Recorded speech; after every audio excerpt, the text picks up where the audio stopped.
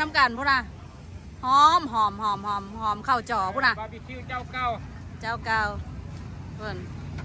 แต่ทีใหม่ ให้ บุญ พ่อย แล้ว ให้พ่อย พี่น้องให้พ่อย มาเด้อพุ่นน่ะห้านหลายปีนี่น่ะ หลายเลย อากาศก็ดีอากาศดีขนาด แป้งให้มื้ออันอาทิตย์แล้วนี่แหละ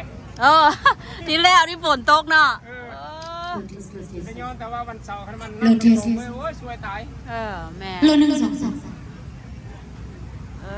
3 ห้านเพิ่นอยู่ใกล้ห้านลำบงเด้อนี่มาเด้อนี่เด้อพอดีเลยนี่หมอเจาะมานั่งเชี่ยวอยู่ห้านนี้นี่เห็นบ่ มีเฟอร์มีข้าวเปียกด้วยพี่น้อง มีเฟอร์มีข้าวเปียก ครบถ้วน แต่ว่าเข้าห้านนี่เราบ่ต้องออกไปทางไหน เข้าห้านนี่เอาเบิดเลยบ่ต้องออกไปทางไหน ต้องห่วง นู่นน่ะสิพาไปฟังนักร้องเด้อนักร้องนางปู่มาแต่เท็กซัสเด้อ